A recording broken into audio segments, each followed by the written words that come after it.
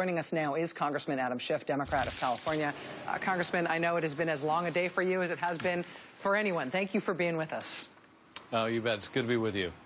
You and I have talked about this decision about whether or not Democrats should even be part of this process. Were you glad you were in the room at that committee today? I was, and I have to say, as someone who, from the outset, questioned whether we should participate at all in this, I think Elijah Cummings was right. It was important for us to be in the room.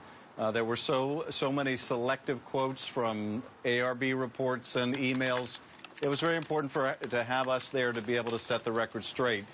So I think it was important that we be in the room tonight. Do you think that anything was accomplished? This was an 11-hour hearing with one witness. A lot of people all over the country watched at least some of it, if not all of it. Did we learn anything through this process? Well, I think we learned one thing, and that is notwithstanding all of the numbers of witnesses that the majority says we've interviewed, and notwithstanding all the thousands of the documents they'd like to talk about, we actually haven't learned anything particularly new about the events in Benghazi.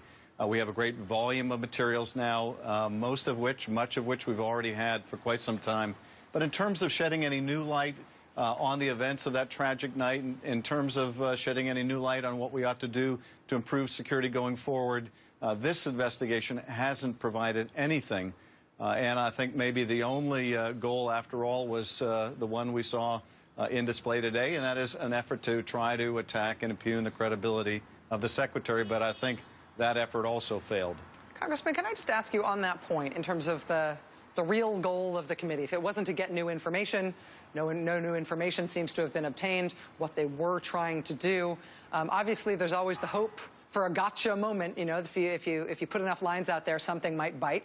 I have to ask you, and I don't mean to be too conspiratorial, but is part of the reason that this went so long because fatigue on the part of a witness can increase the chances of an outburst or some inappropriately emotional moment or some sort of trip up that might be of political use?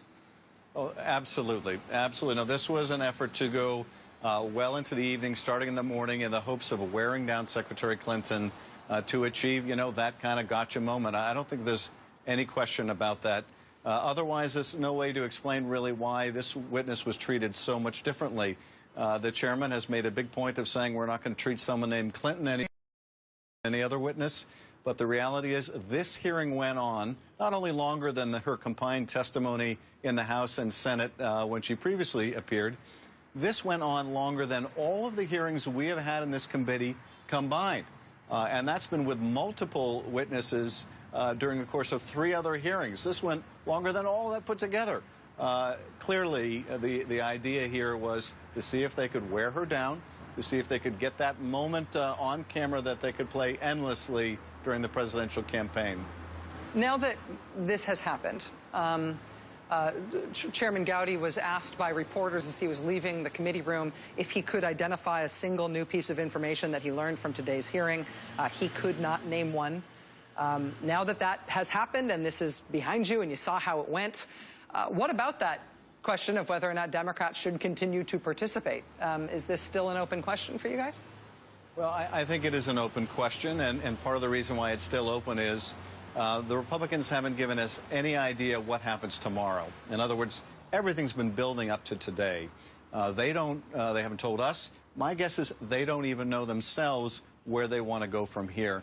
And this has been, you know, much of the problem all along, which is we've asked them, okay, what's the scope of the investigation? What issues are we going to look into? Is it gun running or stand-down orders? Tell us what we're looking for, or at least give us some idea of how long we're going to take to get there. They haven't been willing to do that. I think we'll wait to see what they say tomorrow. Wait to see what kind of plan they come up with.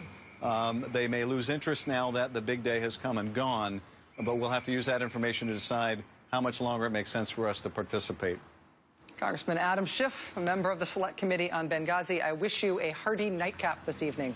Congressman, thank you for being with us.